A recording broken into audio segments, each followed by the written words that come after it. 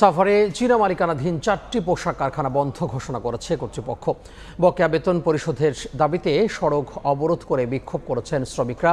জল কামান দিয়ে পানি ছিটিয়ে পরিস্থিতি নিয়ন্ত্রণে আনে পুলিশ। সকালে নবীনগর চন্দ্রা মহাসড়কে অবস্থান নিয়ে বিক্ষোভ করেন শ্রমিকরা। এতে সড়কে যান চলাচল বন্ধ হয়ে যায়। ভোগান্তিতে পড়েন যাত্রী ও পরিবহন শ্রমিকরা। 2 ঘন্টা পর জল কামান ছিটিয়ে পানি সড়ক থেকে শ্রমিকদের সরিয়ে দেয় পুলিশ। স্বাভাবিক হয় যান চলাচল। ইপিজেড এলাকায় চীনা মালিকানাধীন সাউথ চায়না লিমিটেড কোম্পানির সহযোগী আরও 3টি প্রতিষ্ঠানে 3 মাসের বেতন বকেয়া রেখেই গত 23 অক্টোবর অনির্দিষ্টকালের জন্য কারখানা বন্ধ ঘোষণা করে কর্তৃপক্ষ।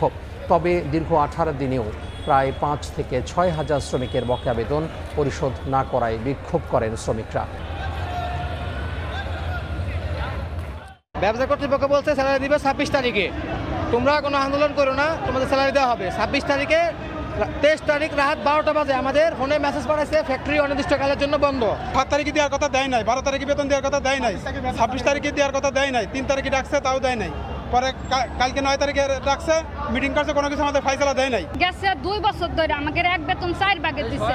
তারপরও মনে করেন আমরা হয়রানি হয়ে যাওয়াই আমরা মাইনে নিয়ে কাজ করছি, কিন্তু এখন আমাদের মনে করেন 4 মাসের রানিং 4 মাসের বেতন বাকি। আমরা খালি আসছি বেতনের জন্য, আমরা কোনো রাজনীতি কোনো মস্তানি করতে আসি না।